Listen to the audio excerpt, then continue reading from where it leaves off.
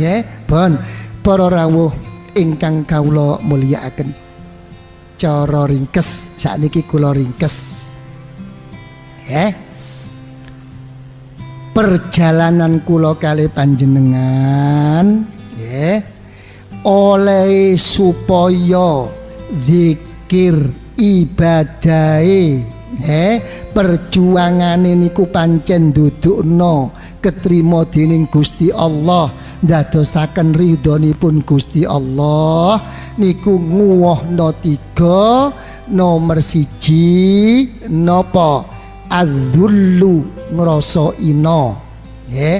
Nomor 2 napa al ingkisar atine ngrasa pecah. Nomor 3 al iftiqor atine ngrasa butuh teng Gusti Allah. Tapi wasamratul maksiyah buahe wong lakoni maksiat siji atine niku atos keras. Nomor 2 al istikbar atine niku gampang gumedhe. Dan Kanjeng Syekh Abdul Qadir Al-Jailani radhiyallahu an kita nerobos pintu napa mawon, pintune ilmu, pintune zikir, pintune ibadah, pintune mujahadah, pintune prihatin kabeh mau sesek. Mboten amot mergo sampun kedisian wong biyen wis ngraos kalah Kanjeng Syekh. Akhire Kanjeng Syekh liwat pintu sing kosong, sing paling gampang, sing paling cocok kelayan kewontenan kula lan panjenengan. Pintu napa? Ngrasa ina, ngrasa pecah, ngrasa pikir. Pun ya napa? Kepingin ngrasa ina, ngrasa pecah, ngrasa pikir napa mboten? Kok tak takon. Nggih. Ati pecah niku mek cara kanca mriki niku napa? Nen? Susah. Nggih. Sing disusahi niku napa? Nen? Nggih. Sing disusahi niku napa?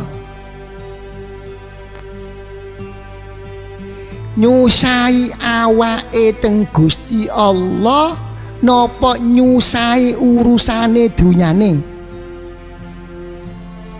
Nen? Napa? Lho. Sing akeh kula kalih sampean niku napa? Susah nyusai urip penguripan, mboten nyusai awake mboten. Ing mongko sing dijawab dening Gusti Allah, wong niku sing nyusahi awake oleh madhep teng Gusti Allah. Lho, mek sampean ngomong, "Ngedos pundi ae wong jenenge tiyang gesang kok?" Nggih ta, mboten gadah arta. Dagangan macet, utang kathah. Napa mboten angsal susah? Nggih, sampean susah. Wong pancen niku gawane urip, nggih sampean sing susah, tapi ojo mandekno mrono, ojo diunggakno. Ya Allah, sabab kula niki kados mekaten kewontenan kula ya Allah.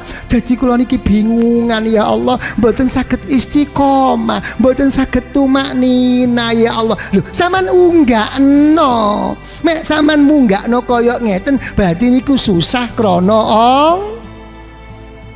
Ayo ya napa kira-kira? Sing kathah niki nyusai awake napa uripe? Tak sentik sisan. Nggih ta.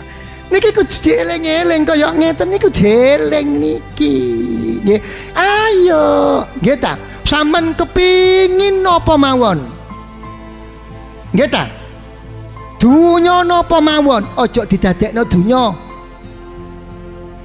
Nggih ta. Artine kepinginane sing bangsa dunya niku diniati dienggo berangkat teng Gusti Allah. Nggih, niku aja mandek. ngrasa ina, ngrasa pecah susah, nomor loro ngrasa fakir niku napa cara mriki apa nir? Napa fakir niku? Melarat. Ono maneh. Nggih ta? Napa? Napa fakir niku? Kekurangan. Ngeten lho. Teng donya niku nggih pancen panggonane kurang. Panggonane mboten enten sing sampur kita. Jadi mek pun ngeten kata-kata fakir niku sing bener niku napa? Selalu butuhno rahmate pitulunge Gusti Allah. Cara zahir gak ana wong sugih. Mek wong sik duwe siji kepingin loro kepingin telu niku mboten sugih. Nggih napa mboten? Cara zahir. Cara batin ngrasa sugih yak napa mawon sik tetep butuh teng Gusti Allah. Butuh napa? Butuh pinaringan selamat. Lho, fakir niku butuh senden nyendekno atine teng Gusti Allah. Nggih, mboten senden kali wong mboten. Dadi kula kalih sampean niku wong fakir kabeh hakikate niku. Pun nggih? Den tandane wong butuh niku iso nglunggukno atine kepepet dipepetno mepet teng Gusti Allah. Mangkane wong sing dungane disembadani dening Gusti Allah dungane sinten? Dungane wong sing iso mepetno atine kepepet teng Gusti, gak ngenteni pinter, gak ngenteni akeh zikire, gak ngenteni akeh ibadahe, sing didelok waktu ndonga ya apa oleh iso mepetno atine teng Gusti ammay yujibul muttarra idza da'a. Niku kita pun saged sampean mepetno ati teng Gusti Allah. Dan ojo maneh cara batin, wong cara zahir mawon, cara zahir. Kita cuma dikongkon ngangkat tangan loro mawon pun delewer. Sampeyan niku lho mek numpak motor enten wong ngemis teng prapatan kita. Nyuwun teng sampean ambek gitaran, kotek kecek kadang-kadang saenake dhewe. Sampeyan tersinggung napa mboten? Sampeyan dhewe mek ndonga teng Gusti Allah. Yen enten aturan. Ndonga tangane tegek kok ngisor. Wong iki umum iki nggih kathah para tiyang-tiyang ngeten wong sampel. Wong gak melu aturan iki Kanjeng Nabi kok. Nggih ta, mboten salah bener. Nggih ta, sik kurang tepak niku. Saenake dhewe pun mboten saged. Wong kepepet mepet niku wis gak eling apa-apa. Kayak sampean nek kadung cinta rindu. Nggih ta, napa saged ngalangi? Nggih ngalang-alangi panas udan. Mboten peduli wong kadung mepet. Lho, sampean ndonga niku nggih ngeten.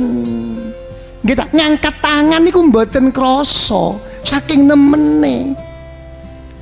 Kula kalih sampean mboten. Rada suwe titik kiyaine mulai ngruneng. Cok suwene sih. Mulai mudhun iki pun. Nggih ta? Gak melok ndonga kari nyenggaki amin mawon wis ngrasa pegel. Wong pancen atine gak madhep. Nggih ta? Wong saking kupinge sing krungu. Nggih ta? Allahumma wanu mulai pun. Wong didungani ya ngantuk. Nggih ta? Pun gregeten suwene sih. Coba. Pun mek sampean niku pancen males ngantuk gawane awak. Nggih. Wong pancen koyok ngeten awake, monggo buktekno. Barang kok buyar tetep ngantuk. Barang kok disuguhi mangan yo tetep ngantuk. Niki mboten, talamane metu malah mendelik. Nggih napa mboten? Lho niki hati-hati niku penyakit niku. Nggih. pun belabar ngantuk bruneng nggih kiyaine diprotes yo suwe nusu kan mari anu bet nggih baru mek pun kiyaine akhire donga maca donga sapu jagat Robbana atina fi kon mari rek kawet rasa lega kiyaine dorong ngusap wis ngusap dhisik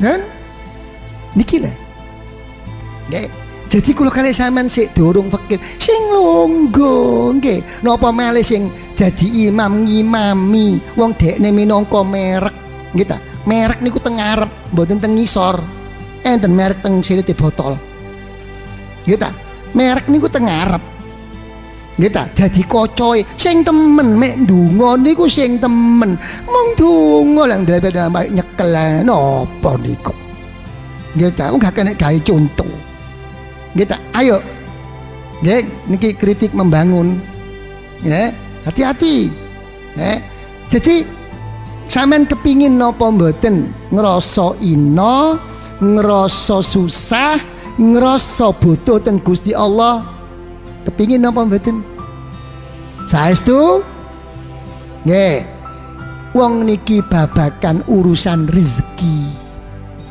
nggih dipun jawab dening para ulama salafus saleh lakonana telung perkara sing siji tu'azzim amrullah nggih perintah Allah iku perhatekno anggepen penting ojo kon anggap gak ono apa-apa kita sampean nyambut gawe sedina nek pun nyambut gawe sedina sadurunge sampean mulih wis mesti krungu adzan sembayang zuhur kira-kira kula sampean niku ndang-ndang sembayang napa mboten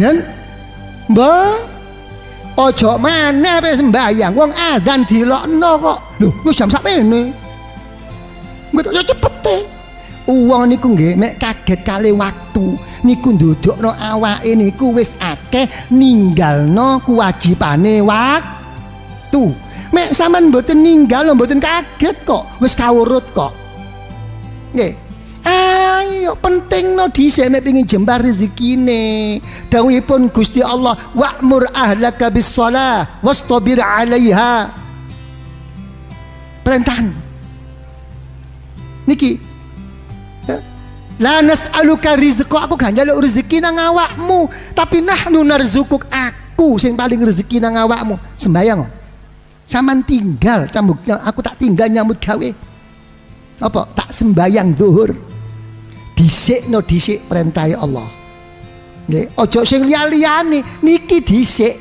urusan jam 12 niki lho nggih sing pancen jelas urusan karo nyambut gawe waduh rek wis jam 12 rek napa wayahe istirahat gak lang sembayang boten nggih ngerokok nggih ta ngopi enten mawon niku siji salat dhisikno engko liyane katut-katut nggih nomor loro wa tasfaq ala khalqillah sing welas karo wong sampean kali kula niku wong susah nggih ta kathah tanggungane akeh utang kredite nggih ta kawit berangkat mawon wis akeh grunenge nggih napa mboten mergo atine selalu kuwatir sampean mboten gadah napa-napa cuma kepingin sampean niku diwelasi karo Gusti Allah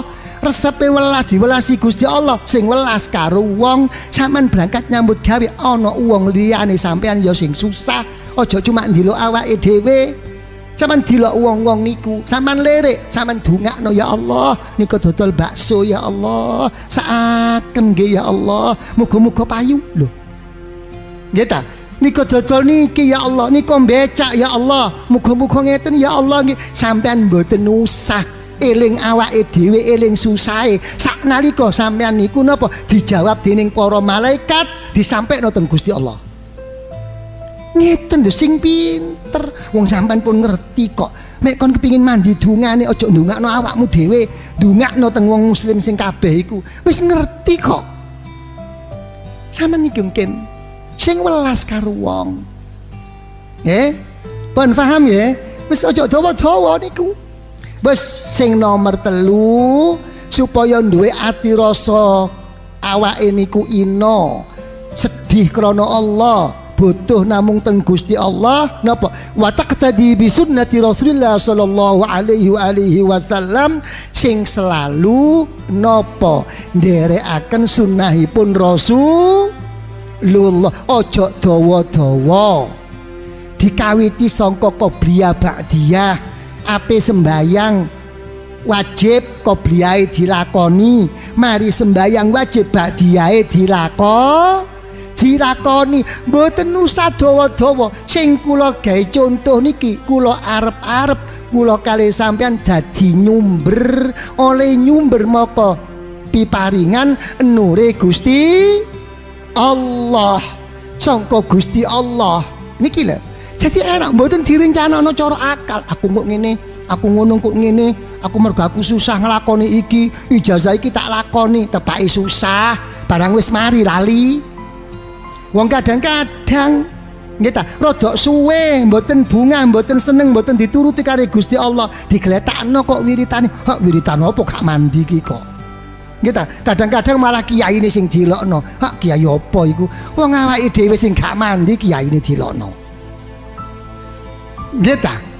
Niku kula kalih sampean nggih pun ngeten niku sing akeh niku mboten tuman kepingin dadi wong sing mandiri, iso madhep dhewe teng Gusti Allah. Sik kepingin gawe enak-enakan tok. Aku njaluk jimat wiritane males. Nggih ta? Jadi kuncine niku sampean buka liwat napa? Qobliyah ba'di qobliyah. Nyudukno sampean niku napa toto-toto. Atine siap-siap teng Gusti Allah. Nggih napa mboten?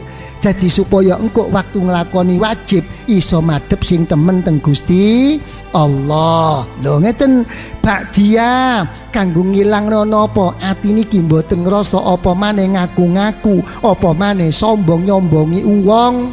Mergo tujuane ba'diyah niku napa? Mboten enten malih enten dorongan cara hakikate napa sembayangku akeh kurangi akeh salahe tak ba'diyahi supaya iso nambeli. Lho sampean dilok sing kaya ngeten niku sampean dilok niku dadekno insyaallah sampean bakal keparingan kados dawuhipun Kanjeng Nabi man amila bima alima warasahullah ilma ma lam ya. Nyumber dhewe sangka Gusti Allah. Mek pun nyumber wis ngrasa enak, ngrasa seneng. Wong jenenge wong seneng, ya napa iso dipenggak? Mboten saged dipenggak, tambah cinta, tambah tambah telek gawe dateng Gusti Allah. Niku mawon. Nggih, 3 nggih, napa wau? Perhatekno napa? Ayo ditemeni perintahe Allah. Nomor 2 ayo sing sayang sing iso karo wong. Nomor 3 ayo sunah-sunahe Kanjeng Nabi dilakoni kelayan pembuka ingkang sampun kawula aturaken kala wau.